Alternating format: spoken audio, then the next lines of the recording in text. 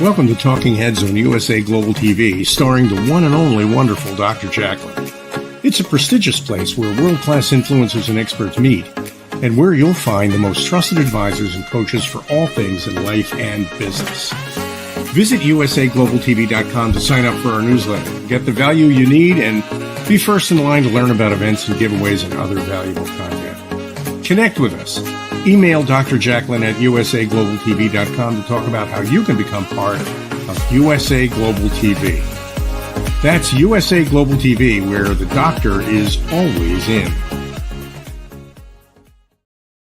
Hello, everyone. Happy Friday, or maybe it's happy Saturday, wherever you are. This is USA Global TV and Radio. I'm Dr. Jacalyn Kerbeck. I'm the president, founder, and chief listening officer here at our network. Our show today is Authentic Achievements, and our topic is how to deal with the holiday blues, tips for bringing a smile to your face. Joining me is the star of our show, KIM-ADELE'S. We've been having some amazing discussions here on this show. I really value her for her authenticity and her candor and all of what she brings to this platform. Let's welcome her to the program. Good morning, good afternoon, good evening. Hello. Hey, Dr. Jacqueline. How lovely to see you again. And you're always so super kind to me. Thank you. I can't tell you how much I appreciate you. Well, thank you. I feel the same about you. And we really do get into some deep conversations here, which is always fun. Before we get into this topic about bringing a smile to people's faces, you've been working with people for years and years. How do you bring smiles to their faces? Oh, it's such a great question, because it can be so hard, can't it? Sometimes we can get so bogged down in what we're trying to be to everybody else. And I think sometimes it's trying to find those little moments that just make something fun. So one of the things I always ask people to think about is something that is guaranteed to make them laugh. Because if you've just got that memory of something and really think about it, the last time that you really belly laughed at something that you wouldn't know what it is, it doesn't matter if nobody else laughs at it, it's what makes you laugh. And just hold on to that memory. And the next time that you're feeling a little bit blue, ask yourself to revisit that moment where you were laughing, and then think about the thing that's troubling you, and it never seems as bad. That's a great point. I love it. So, we do take for granted that some people do. I shouldn't say we or everyone, but just in general, that the holidays are happy times, but that's not necessarily true for everyone. Some people maybe just went through something, they lost someone, or it brings back memories of things that are no longer. And people get depressed, or maybe they don't have anyone to celebrate the holiday with, or they don't have faith, whatever the case may be. So have you ever felt that way, kind of sad or depressed or lonely on the holiday, that time of year? Yeah, I'll be honest, like it was 5 years ago that my marriage broke down, literally about a week. It was the 1st of December, so just before Christmas, just after my little girl's first birthday. And I hadn't expected it. I hadn't seen it coming. I was facing surgery. It wasn't the greatest time of my life. It was a kind of perfect storm almost of things that could go wrong. I'd given my job up. I was facing surgery. My marriage broke down. I was now an overnight 44-year-old unemployed single mum facing surgery. Life felt pretty down. And there were moments during all of that. I remember, I sometimes have shared this, it was probably my most melodramatic moment ever. I remember laying on the kitchen floor in floods of tears thinking, I don't know how to breathe. And of course I do know how to breathe. And 5 years on, here I am, I'm still breathing. So that was perhaps a little melancholy. But in that moment, that was how lost I felt. That was how overwhelmed I was with the situation and everything that was going around me. And then I was very, very fortunate. My little girl cried. And that was the impetus I needed to get up off the floor, because I realized in that minute that she's one. She didn't ask to be born. She needed me to be able to feed her, look after her. And therefore I had to get up off the floor and start to breathe and just focus. And what I found during that period was trying to be kind to myself, being kind to the fact that not every day was going to be a brilliant day. And some days my success criteria needed to be just a little bit smaller. on some days, adulting appropriately for 12 hours was enough to get a massive big high five and a huge celebration, because that felt like a major feat for me on those days. And I also realized that, like many of us, we're guilty of having to put that front on for somebody else. I had picked up a new job the week later. I was now running an organization, and I was their CEO. I was their interim leader. I wasn't able to go in every day and feel sorry for myself or look at what was going on in my world, because they needed me to be there for them. And for me personally, that really helped. I'd go every day and focus on everybody else's problems, because it allowed me a reprieve from focusing on my own. But I will share, I had a coping mechanism that, with hindsight, was not the best coping mechanism in the world. I worked out that if I started crying at 8 o'clock at night, and as long as I stopped crying by 2 in the morning, nobody'd ever know, because it was in between my daughter's feeds, and it was long enough that in the morning when I got up to go to work, I didn't look like I'd been slapped around the face with a wet fish. And I coped like that for about 3 months, until I suddenly looked back and realized that actually I'd got through it. We'd settled in our new house. I'd got a new job. We were making our new life work for us. But that wasn't the best coping mechanism. And I've got amazing friends and family that were like, why didn't you share with us how you were feeling? But sometimes we can't. Sometimes we can't admit to anybody else that that is how we're feeling, because that is the last bit of us that we're holding on to. But I think what I learned is it's okay to share, because we all have those moments, and sometimes we just need to let people in. Oh my goodness. So much that you just shared there is so powerful. And I'm just trying to imagine that sense of loss of so many things all at one time. And yet you were able to take that and transfer it to helping other people. And yet when you were by yourself, that's when you would let it all go. And I imagine it was probably cathartic to be able to let the feelings out. But at the same time, it's also exhausting, isn't it? It is. And at times it felt really selfish and overindulgent, that you would just sat there sobbing your little socks off for no apparent reason. But it was a great way of getting it out. One of the things that I've learned with the many opportunities life's given me to keep learning lessons is, when we keep our emotions on the inside, that's when they do the most damage, because we just want to be heard. And sometimes we might not want to be heard by anybody else, but we can give ourselves permission to be heard by ourselves. But you're right, it is tiring. It is, and then we get, or I do, I don't know if I can say we, not everybody does, but you then end up in this internal battle where you're telling yourself off for feeling that way, for not being able to just get on with it and kind of move forward, and for feeling down and sad. And then you get angry with yourself for getting sad with yourself, and now you're having an entire battle. It's like, wowzer. It's like, I'm making up for the fact I'm not sharing it with anybody else by turning myself into some kind of, alter ego where I'm going to argue with myself. And that can be really hard and really sad. And I guess, one of the things that I've found, and it's helped me through so many situations where things have been really tough, is when I can't see the way out, when I can't see how to solve the problem, that's when I can find myself spiraling into that, it's too much, I can't cope. And so instead I look at, what is the one thing that I know I can do? No matter how small it is, doesn't matter how tiny it is. And I will focus on doing that one thing. I often share with people, it becomes the life raft to cling to in the stormy seas of my mind when things are overwhelming. And it might be tiny, but if I can just keep focusing on what is that one thing and do that, then I keep moving forward and I keep changing my viewpoint. And then maybe the answer will come into play. But it also allows me to have a moment to recognize that I am doing something, that I am moving forward, even if it is in a seemingly small and insignificant way. We are at least making some progress. Absolutely. It's that light at the end of the tunnel where to your point, it doesn't matter how small it is. It's that we're going in that direction as opposed to just what one of our team members, Janetta Barry, she calls wallowing, Yeah. where and that's how some people get stuck. They literally are wallowing and feel that there is no hope and they have no one to speak with.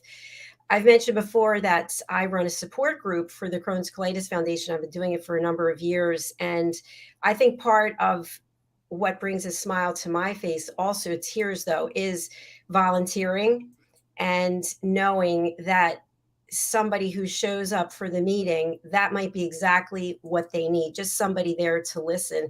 And the support group meeting was this week. We only had one person show up, but long story short, it was so important that I was there, just somebody, not me specifically, but somebody there for this person. And this person's daughter was diagnosed at 14 with ulcerative colitis, and her mother is just distraught and nervous. And anyway, I just was trying to do whatever I could to just be a good listener, make connections, introductions. And so after the meeting, she had been crying and crying. I had to go for a walk and I just started sobbing and felt just so angry that, I have the disease myself and knowing what it's like that this 14-year-old is going to have this unless they come up with some cure. But the point is that volunteering is something that is so important. And I can actually smile now and say, I'm so glad that I had that meeting because I was able to touch one person. And I think when we realize that there are people all over the world who need someone to listen or just to know somebody's there, and we can be that person. And what a huge gift to give people the gift of listening. I always love that you're the chief listening officer because listening is so important, and we want to be listened to. We don't always want somebody to fix it for us, and I think this is often the thing where it gets uncomfortable for people to be there and hold the space, because very often we don't want you to give us an answer, we don't want you to solve the problem, we just want you to sit with us and hold a space while we share how we feel. And that is such a beautiful gift if you can ever give that to somebody. I've got a really good friend who always reminds me that listening is an act of love. To sit and just listen to somebody is an act of love. And we feel that. When somebody really listens to us, we feel it. And so sometimes, just giving that out, or just in every day, I go around every day and look for something positive that I can pass on to somebody. They might might have amazing hair, they might have a really lovely smile, they might have a really pretty outfit on. It doesn't matter what it is, but I do my best to make sure in every day I go up to somebody and say, you look beautiful today, or you look very handsome, or I think you've got a great smile, because you just never know when that might be the one thing that they needed to feel appreciated in that day. But we can all do it. We all spot it sometimes, don't we? We're walking down the street and we'll go, oh, they look lovely. And we keep it to ourselves. And what do we think they're going to do if we say that they look lovely? Tell us to go away, maybe. But I doubt it. More often than not, it makes people smile. And once we're smiling about something, it's much harder to see it in a negative form, because it's really hard. I do this with my little girl all of the time, poor child that she is. But when she'll be sitting there, she'll go, Mummy, I'm grumpy and I'm sad. I'm like, are you really grumpy, darling? And she's like, yes, Mummy, I'm really grumpy. I was like, oh, come on, if we're going to be grumpy, I really need to see your proper grumpy face. Like really make your grumpy face for me. Come on, that's not grumpy enough. Really make it. And I do it because it makes her laugh. She cannot help it. Even if she's really sad, when she's really trying to really demonstrate that grumpy face, she giggles every time. And as soon as I get her into that giggle piece, then we can talk about whatever it is that's concerning her, but it's already less of a problem for her, because she's realized that actually she can now be looking at it from the other side of the happiness piece. She's no longer coming at it from I am sad and I'm grumpy and I'm overwhelmed. It's actually, I'm laughing about it in the moment, but this is still bothering me, but that's okay, because actually, look, I'm already seeing some light over here. And now I can look back at what was happening versus feeling like it's the obstacle that's between me and where I want to be. I love that. I'm just imagining you used to show me your grumpy face. It's so important to laugh. Doesn't it feel good even just now, just having a chuckle? It really feels good. We've got a comment from one of our team members. Hello, Alicia Harrison, one of our elevated listeners. Great info. Holidays can be a struggle for so many. That is absolutely correct. We're glad to have you with us today. And something that you said, KIM-ADELE, I just wanted to go back to for a moment is when we are given that privilege of being the listener, we sometimes feel the pressure to provide a solution. And that we can actually just take off the table, because as a listener, it's not our job to provide a solution. And as soon as we start thinking about the solution, we're no longer listening. And the other thing is, I'll just give an example for myself, is, the ulcerative colitis, because it's with me every day. People will say, well, have you tried Pepto-Bismol? Have you, like, dude, I got a disease, right? It's not, Pepto-Bismol's not going to help me. But we feel pressure because we feel uncomfortable. We don't know what to say. But the truth is, we don't have to say anything. We just have to listen. And I promise the other person will really be grateful, because we don't want to hear a bunch of things about what we should be doing. Because how do I know what you should be doing? How do you know what I should be doing? We don't know. But if I'm there for you as a listener, you're going to remember that, and that can change what it is that you do. Oh, I love that. And that is so true, Dr. Jacqueline, because we do sometimes feel pressure to feel like we want to fix stuff, we want to leave it better, or we want to demonstrate that we're empathizing with somebody. But sometimes inadvertently, we can cause real offense. If we say, I know exactly what you're feeling. Well, how do you? You're not them. You might know how you felt in a similar situation, but you don't know how they feel, because it's them. You've not asked enough questions to know how they feel. So one of the things I try really hard to do is always say, I can't begin to imagine how you're feeling, because I can't. So tell me about it. Share with me. Help me understand. Because actually that's a great way of getting that emotion and that feeling out there. And you're still demonstrating that empathy, that wanting to be with them, but you're no longer giving them a label that makes people feel like actually you're dismissing how they feel, because you already know how they feel. So you've already been there and you've done it better. It can sometimes cause people to feel unlistened to, as you so eloquently put. So I think I guess as a listener, it's getting comfortable with uncomfortable, because it's not yours to fix. It's yours to listen. It's yours to create a safe space where the person can share. But it's not to necessarily give them an answer, because very often the person with the problem's got the answer.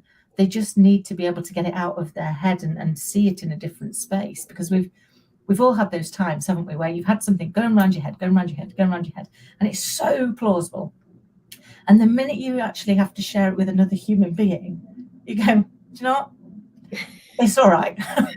I now know for myself how ridiculous that is, because I've just physically heard it. But I've been playing that in my head for a couple of weeks, and it made perfect sense to me until I actually aired it. So the art of listening is allowing people to use you and your space to be able to sound for themselves what they think, what they don't think, how they feel. And I think it is such a gift. And you're so right. When we start to think about solving the problem, we're no longer listening. And I guess because I do this for a living, people very often, if you stop trying to give them the answer, sorry, the dog's decided he wants to turn into put a smile on everyone's face, pudding. It'd be a Christmas pudding, yeah. But when we start to do that, then actually they feel unlistened to, because we miss the great opportunity where they share something. I was talking to a lady the other day, and she was like, "Oh yeah, I'm fine." And I was like, I always worry when people say fine, because when I say fine, I mean fed up, insecure, neurotic, and emotional. I am definitely not fine. It's like, get me a cup of tea and back away. It's the way to go. So I think, well, there's usually a better word for fine. And then she went on to say things like, oh, I'm soldiering on. Well, when we're soldiering on, that often feels like we're feeling under attack, that we're under a battle. And unless we're really listening, we miss those cues that people are giving us that allow us to ask better questions, to enable them to open up and share more, because they might not need us to do anything other than give them that time and space to be able to delve into how they really are feeling. Why do they think those words? What is the underlying piece that's coming out? And so getting comfortable with the fact that you probably won't know the answer is a great skill as a listener, I think. Absolutely. And I love how you defined fine. Tell us that again. Feeling insecure, neurotic, and fed up, insecure, fed up. and emotional. Fed Because whenever you're, I mean, normally, you know, I'm great, or I'm excited, or I'm happy, or I'm tired. I'm never just fine. Fine, basically, in my world, and this is just in my world, fine means I don't want to talk about it. You don't really want to listen anyway. So when I say I'm fine to people, it's the people that I think, you know, you're just asking because it's polite. You've not really got time for me to tell you how I really feel. And to be fair, I don't really want to talk about it. So it's kind of, it's almost that, it's the get out of jail free card, isn't it? Because when somebody says, you say, are you okay? And they go, yeah, I'm fine. There you go. I asked them, it's okay. They don't look that fine, but it's all right. He said, fine, big tick. There I go. I can get on with my own day. And it's like, if you imagine you've spent hours getting ready and you've really tried hard, and you come down and you say, how do I look? And somebody goes, fine. Do you ever feel thrilled? Do you ever go, oh, amazing, thanks, fine is exactly what I was aiming for? Never. It's like, it immediately makes you think, oh, I don't look good enough then. Is my hair not quite right? Have I not done my makeup? Maybe this dress doesn't look great. I wonder if I should. If somebody says you look fine, you never think, I've done a great job. This is me on my best day. This is me red carpet ready. You're like, oh, I'm fine. I think it's a deflating word in the world, but maybe I've made it too big for me in my world and my space. So I now use it to joke it out with people. And I go, I'm fine. It means fed up, insecure, neurotic, and emotional. Don't come here unless you want to have a whole world of woe is me, because that's how I'm feeling right now. But again, because I've got that nice badge to it, it makes me smile, makes me laugh. And then I immediately look at what's going on in my world and it's not really as bad as I thought it was. It might be bad. It might be, might not be the best day ever. But it's not as bad as I thought it was, because it's really hard to, when you've laughed at something, it's really hard to then immediately be miserable. It's like if you sit and just laugh for a couple of minutes, and then think about anything, it's very, very hard to switch from that level of happy to that level of sad. So it can be a great opportunity to just shift the spirit, doesn't it? And some of the things I do, if things really aren't going very well, is I go and do something that I know is guaranteed to make me smile. Like put on a song that I really enjoy and dance ludicrously around the kitchen. Because nobody else, see it, Kim-ADELE'S. nobody else is there. Scarlett and I do it all of the time, where we'll be like, should we put a song on, darling? Or should we just have a little dance? Our neighbours probably think we're crazy people, because we're happily singing our little hearts out, dancing around. The dog gets jealous and joins in. But all of a sudden, the world seems a much happier place. You look at it and go, okay, well, we're feeling a much more high energy now. So now let's look at the problem. And yeah, it's bad, it's sad, it's awful that somebody made us feel like that. But it was a moment, wasn't it? And we've just had a much better moment. So which one do we want to focus on? I'm going to focus it here because this one's nice. we like that. And I think there's a great TEDx. I think it's a TED talk by Amy Cundy that talks about power poses. And she shares in this that actually, they did this research and they had equally qualified people. So backgrounds, qualifications, exactly the same. And half of the room, they made go and do power poses. So like standing like Superman or putting your hands on your hips like Wonder Woman and thinking positive thoughts. And they had the other room sitting, looking down, going inward in the way that they held themselves. And then they went into the interview. And 100% of the people with power poses were offered the job. And the people that had got the negative piece, almost none of them got offered the job, despite the fact that they were equally qualified. And it's about how we're making ourselves feel. It's about where our energy is. So when I find myself in a doom loop of energy, which happens to us all, life throws us plot twists, and sometimes they're not the ones we want to get, is I try and look at what can I do right now that's going to bring me joy, even if it is just sing really loud, turn the volume up. If I've had a bad day, I switch the phone off, I refuse to take any calls, and I sing as loud as I possibly can in the car. Fortunately, my little girl thinks I've got a beautiful singing voice. Me and the rest of the world know that I've got a voice like fingers on a blackboard, which is why I only do it in the car with her, because she loves it. Nobody else needs to suffer the pain. But it always brings me joy. It always allows me to lift my energy. And then the world never looks quite as bleak when you start it with a smile. I love that analogy about your voice too. It's dreadful. You know, we want to watch you dance and we want to hear you sing. Those are at the top of the list right now.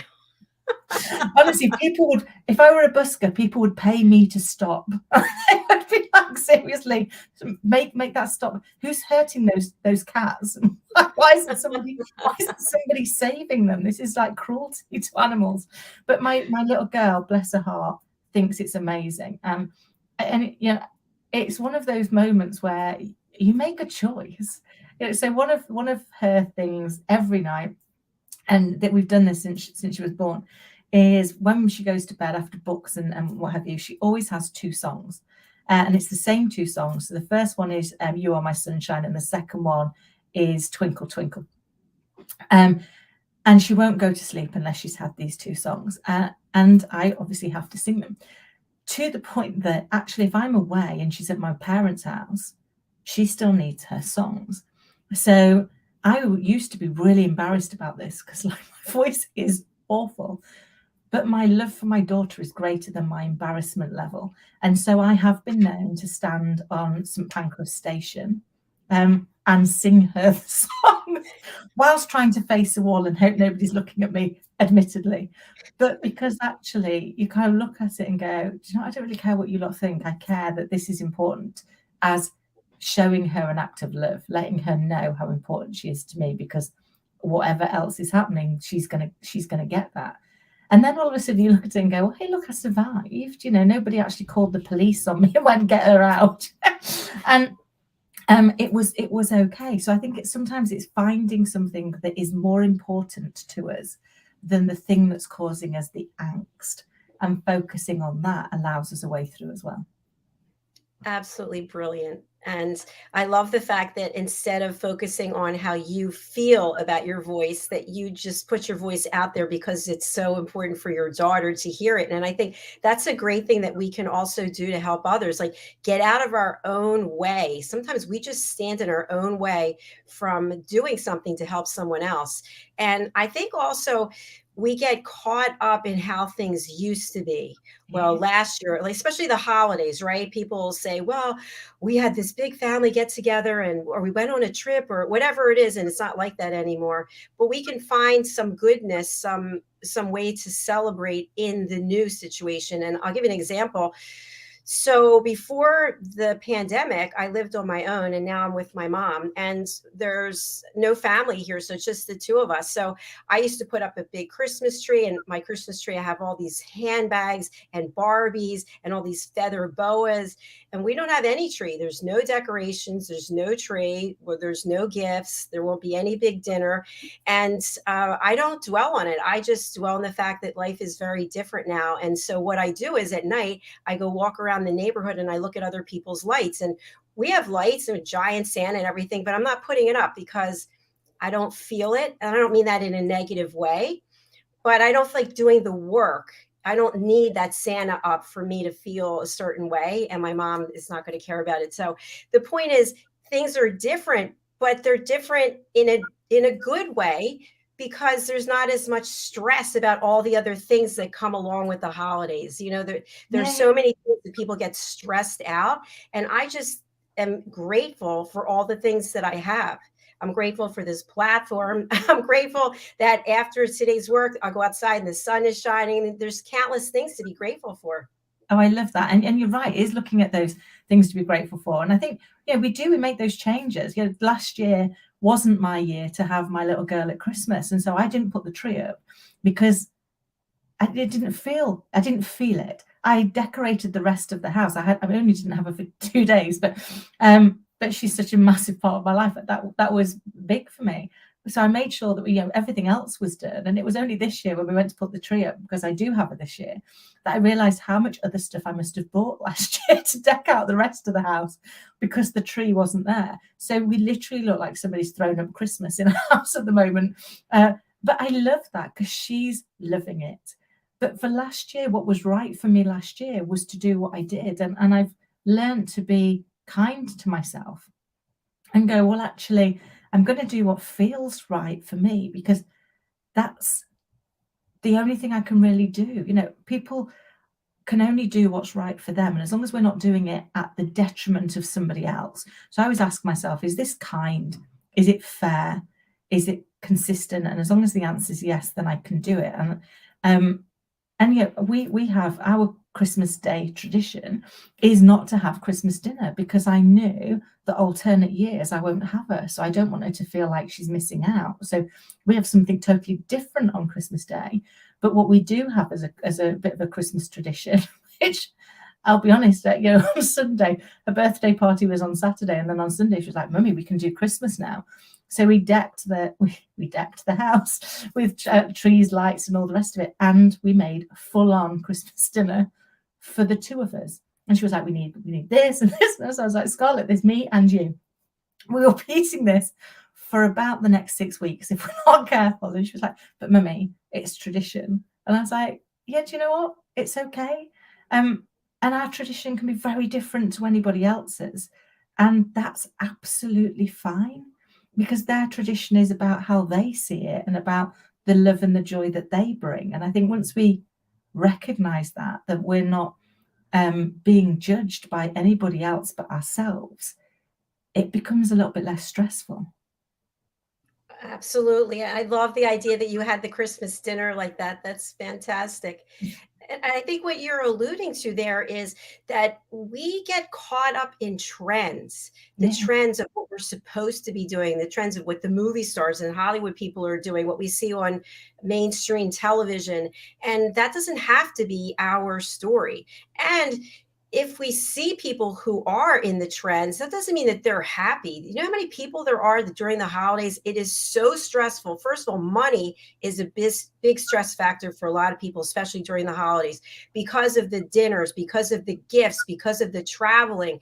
And then many times people are not in their own homes and there's somebody else's and they're with family they haven't seen for a while, or somebody they have issues with, or somebody brings up something that becomes an issue, and it can be very, very stressful. And then there are people who are alone and they're very sad. There are people in hospitals, there are people in orphanages. I mean, we could go on and on and on. And each and every one of us has to find that light, that, and if you have religion or you have faith or spirituality, that's a great thing. Also meditation, yoga, but it's one moment in time. And one of our team members, Justin, brought up the fact that if you live to be 80, there'll be 80 Christmases that you will have had, or 80 New Year's, or 80 whatever it is, which is a finite number compared to the number of days in a year in our lives. So I think it's important to keep that in check too. And when you're feeling alone or blue, maybe if you have the ability, go outside. Something about communing with nature is powerful. It's so true. And I had a good friend of mine who told me that everybody has a tree. So we all have a tree, something that we might not have found it yet. You're all going to think I've turned into weird tree hugger. But if you're feeling down, go outside and find a tree that you just sit under. There's something about being that close to nature, that connected to something that has weathered life for hundreds of years, that makes us realize we all can.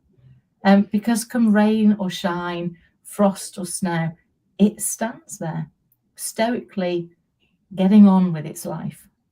And I think it always, I personally, so as soon as she told me this, I love it. I want to find my tree. And whenever things are going a little bit sour for me, we go and sit under the tree and have a picnic or take a hot chocolate or something. It doesn't matter whether, what it is, but actually just being quiet under that tree for 10 minutes really helps me realize that actually we weather the storm, because every single one of us has survived 100% of the shots life's taken at us. That's one heck of a batting average. And I try to remind myself that every time life takes another shot is, do you know what? Instead of why me, try me, because I've survived everything else. So I'm going to back myself that I can survive this too. I love everything you just said, especially about the tree parts. Here in Florida, there's so many different types of trees. And when I'm able to, I try to go out and walk every day at least once. And I see these huge trees and these enormous roots. And in some cases, the sidewalk or whatever walking path has been permeated by these roots.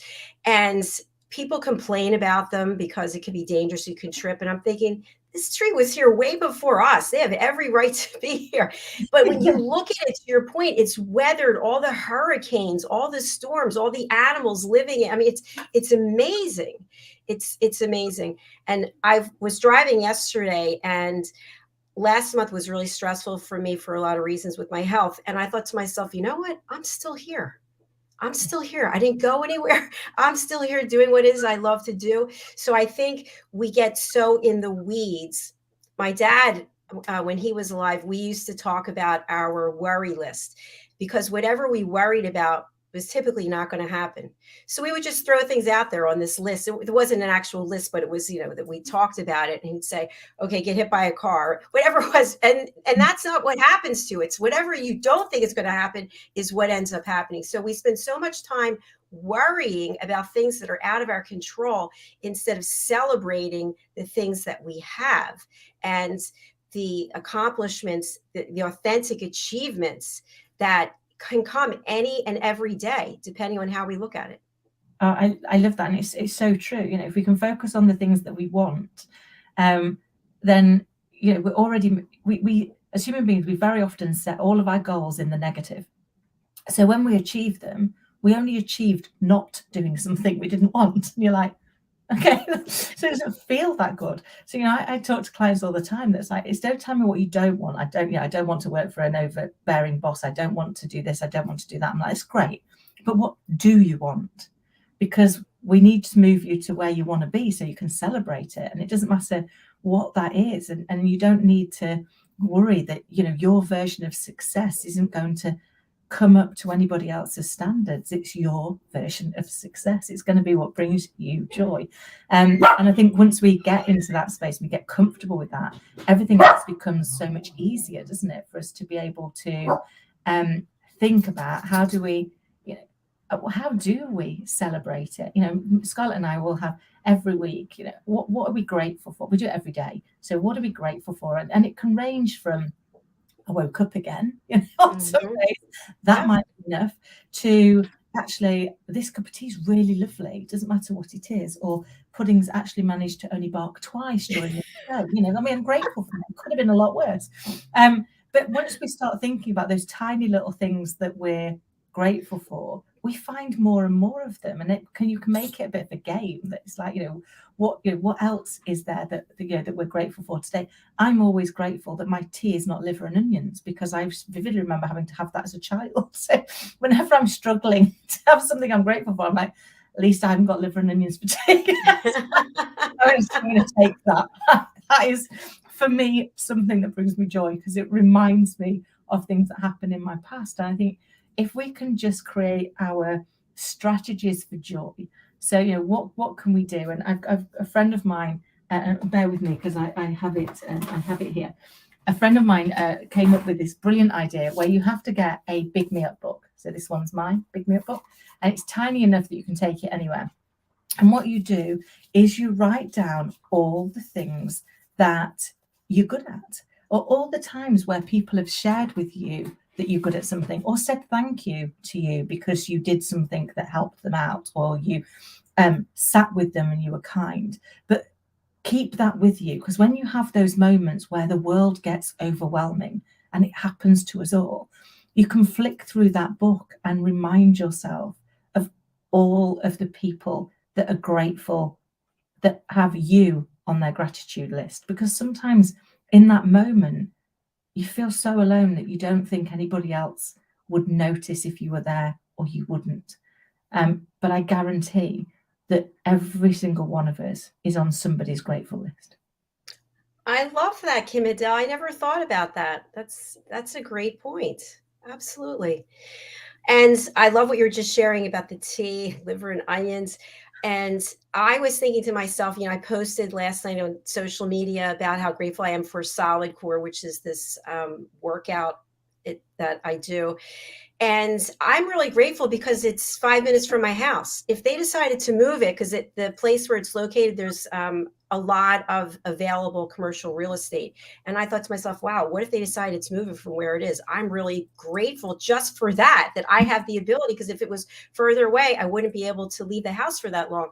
So they're always something that we have that we can be giving thanks. So I think as we come to the close of this show about how to deal with holiday blues and tips for bringing a smile to your face, that we've touched on a number. You've really highlighted so many: smiling, giving gratitude, looking for the positives, hugging a tree. What are some of the others that we want to leave our audience with today? Yeah, I think think about what are the things where they bring you joy, and can you do more of those? Pass on a smile. There's an amazing poem that I think Spike Milligan talked about that says, smiling is contagious. If you smile at somebody, they'll smile back, and then they'll smile at somebody else. So, thinking about this and smiling is great. And for me personally, music and dancing is always it always brings me joy. For other people, it might bring them absolute terror and dread. So it's finding those bits. So it might be you've got different taste in music. Find the thing that brings you an opportunity to lift your spirits, and think about times that made you, when you were happy, what made you happy about them? How did that feel? And really get into that memory about, how did it feel? What was I seeing? What was I hearing? What was I smelling? Because you put yourself back there, and then your energy raises back to it. And it's like, okay, what can I do now that's going to help me feel the same again? And sometimes just knowing that today's not going to be you at your happiest. So look at it and say, how can I make this the most bearable day for me? What is going to work? Is that to go and spend time with other people? Is that to go and put on my favorite film? Is that to just say, do you know what, right now, I'm just not feeling it, and it's okay to not feel it. I sat with Scarlett the other day, and she was like, "Mummy, you seem a little bit down," and I was like, "No, Mummy's fine, but Mummy just needs a hug." And she was like, "What?" But I don't know. I'm just having one of those days where I just need a hug. Do you sometimes just need a hug? She was like, "Yeah." I said, "Then just call it out, acknowledge it. Sometimes we just need a moment where we allow ourselves to not judge ourselves too harshly for not living up to the perception that we've got of everybody else's perfect life, because we see that perfection, don't we? We look at what's out on social media, and we look at the seemingly perfect lives of other people and the messy reality of our own life, and we find ourselves lacking. But the reality is we are only putting our best self out there. I always say to people, I never put the no makeup selfie when I've been up all night with Scarlett, because that is my gift to the world. Nobody needs to see that. But that is the reality of what my life can be like sometimes. And I think it's just recognizing that broken crayons still color. I love that. Where do you come up with these things? Broken crayons. It's fabulous. I have a whole head full of them. People like, you've literally got a quote for everything. And I was like, I know, a quote or an anecdote. It's always been my way, I guess, because I love hearing other people's stories, and then I remember them, and I'm like, that really resonated with me at something. And I loved the whole one. I used it with Scarlett all the time, because you break a crayon, it's the end of the world. And anybody that's got children will know that. I'm like, Scarlett, broken crayons still colour. And it's a great reminder to us all that actually, even when things aren't going great, we still work. And we can still create something beautiful. You can still create a masterpiece with a broken crayon. But you've just got to think about it differently. You've got to focus on what can be done, not what can't be done. And I just want to take the one thing that you shared about the hug, that sometimes we need that hug and sometimes we need space. And that's okay too. If someone shares with you, they just need a little time, a little space, give them that gift, because sometimes we have so much going on in our heads. We just need to take a time out, right? Like children do, take a time out. It's so true. And sometimes you go, I don't want to be fixed. One of my most horrendous moments was when I got upset once and somebody came over to hug me. I was like, the last thing I need right now is a hug. I'm desperately trying to recover myself from this situation. And you hug me, I'm a goner. It's like, leave me be. So I think it's allowing people to be whatever they need to be and giving them that gift of being able to provide them that space to let them be whatever they need to be in that moment. And I think one of the biggest takeaways for me from our conversation today, which I always love, is about listening. It's about just giving someone an opportunity to share without interrupting them, without trying to fix them, coming up with solutions. And of course, the one that drives me crazy is when somebody starts to share something and then the other person has a better story in their mind. They have a better story. Let me take the stage away from you and talk all about me and my story so that you can sit there, haven't been able to finish what you were saying, and now it's all about me. Oh, I love that. Because I have a little phrase for everybody. I used to call them the Tommy top-ups, because I had a friend when I was younger called Tommy, and he always could top up your story. Whatever anybody'd done, he'd been there and done it bigger, better, faster, quicker, more significant. And you're like, must be really hard to be you, to always have been better than everybody else. That level of perfection must be really difficult to live with.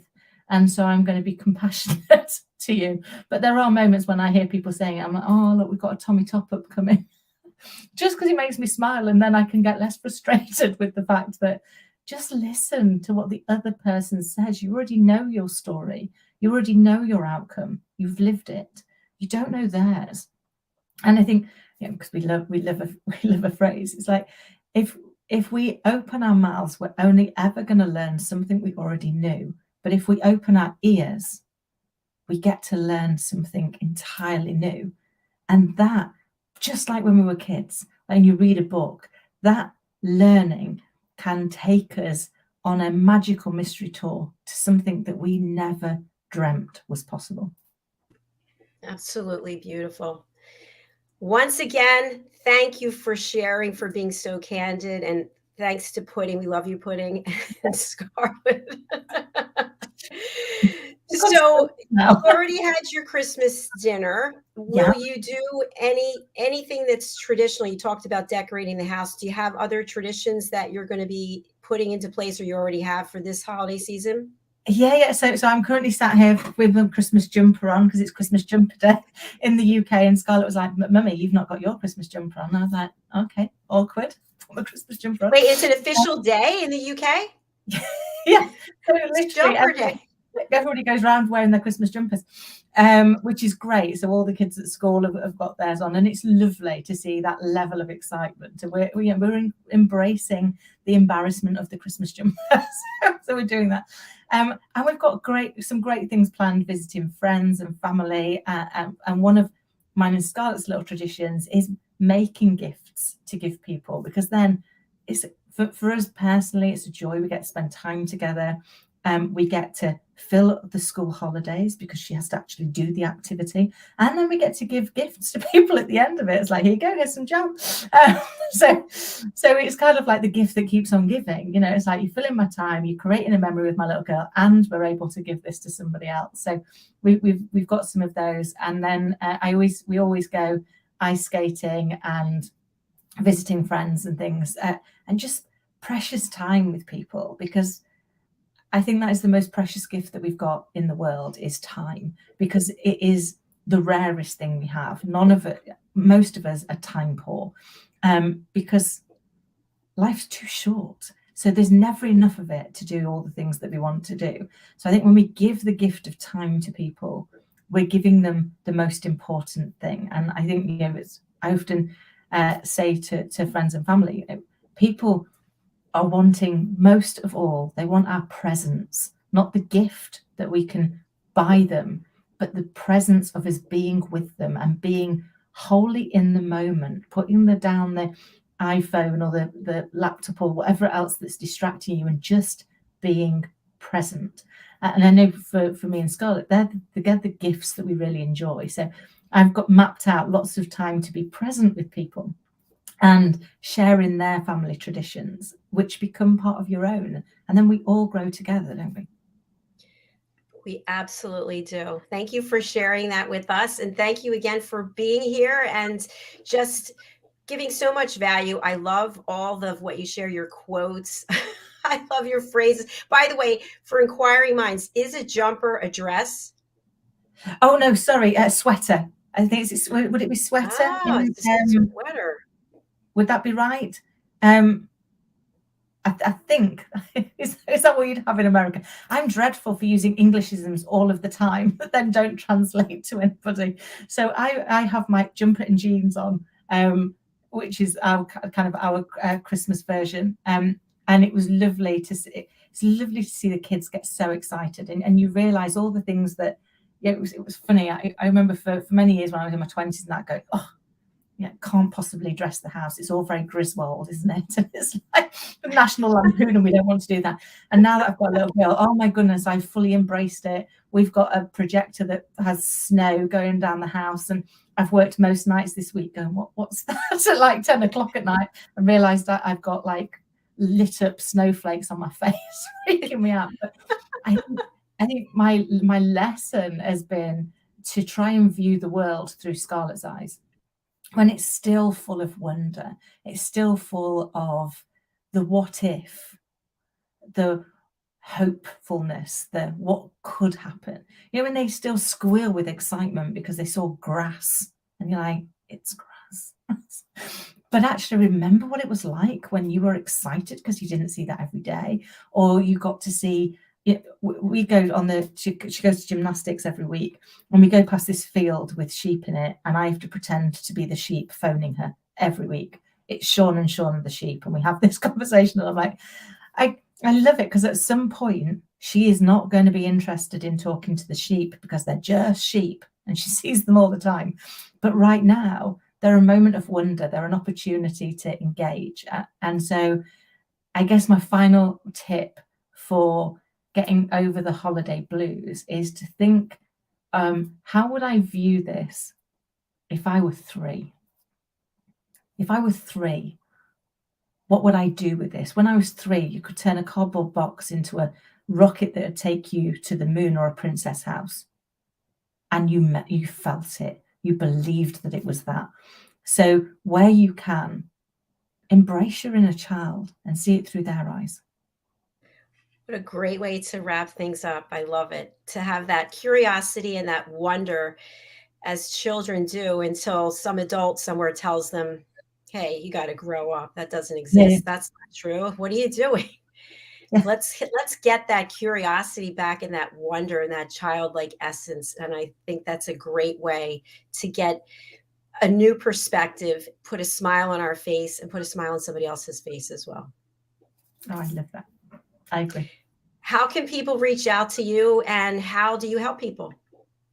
Yeah, so I help people to build the life they really want, to get out of their head and into their life. So changing any of those thoughts that aren't serving us anymore. And in particular in business, being able to create a sustainable, scalable business that gives you the opportunity to live your dreams. So if you want to make next year your best year, get in touch and let's see how we can help you get out of your own way and go and deliver your dream life. You can get in touch with me at kim@KIM-ADELE'S.com, or you can find out what we're doing on www.AuthenticAchievements.com. And if you've got a story to share, come and join us on the show. We would love to be able to share your story, your thoughts, and your advice with our audience and pass that smile on. Let's get infected with joy. Absolutely brilliant. Thank you, Kim-ADELE. I hope you have a beautiful rest of your weekend and keep sporting that jumper. It looks great on you. Thank you so much, and looking forward to next week. Have an amazing weekend, Dr. Jacqueline, and to all of you listening and watching, have an amazing and hopefully joyful time. Thank you again. See you next week. Bye for now. And thanks to each and every one of you out there who are watching or listening. Really do appreciate it. Our next show is coming up. It's The Power of Etiquette and Manners. And Dr. Shandana is joining us from Pakistan.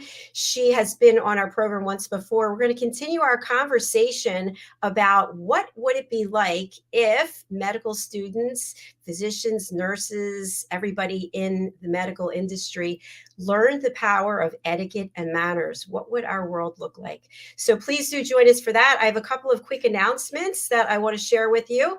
We have a new book coming out. When I say we, I mean Mariska Duprier. She is the co-author of this book that is really celebrating listening skills for children and their families. The name of the book is The Amazing Adventures of Lady Ella, the Listening Mentor. And as you know, we talk about listening on this program and all of our programs. I have a team of people who are certified as elevated listeners. That means they've taken the Power of Listening course and they have dedicated themselves to listening without judgment, without interruption, without stage hogging, and without providing a solution. And here are some of the team members represented. They actually are the animal characters in this book. So animals come together to teach listening skills. And of course, the book is meant for children as well as adults. It comes out on the 14th, and you can pre-order the ebook today. On the 14th, you can actually get the paperback and the hardback. So I'm celebrating Mariska, Caroline, Debbie, Roland, Diane, Sonia, Red, Janetta, and Hyatt. Thank you so much for taking this journey with me. If you would like to become a team member here, we have our holiday special. You can take the Power of Listening. It's a 2-hour online course with a certification. Once you get certified, we will put your headshot and your certificate up on drjacqueline.com. We'll put your headshot up on usaglobaltv.com, and you can be part of our new television show, which is called The Listening Post. It's a talk show that's just about people having a chat, listening to one another. But you've got to get certified first. So how do you do it? Just go over to drjacqueline.thinkific.com/collections. And again, it's $39, 2 hours, and you'll be on the team with the rest of our team members. I want to celebrate our two newest team members. Maria Rusova, she is joining us from London, and she owns a company called Moda de la Maria, and she is a sustainable fashion icon. She has sustainable fashion that is handcrafted, tweeds, silk, and so much more. And again, you can go and visit her in London. Our other newest team member is Maria Eduardo. She's in St. Martin. She also has her own business, a catering business, and she is a Toastmaster, and she is helping people all over the world as well. So welcome to the two Marias. Thank you for joining the team. All right, we're going to close out right now. I'm going to run over to the other studio, meet with Dr. Shandana, and we'll be right back. So you stay where you are. Happy holidays, and I'll see you soon.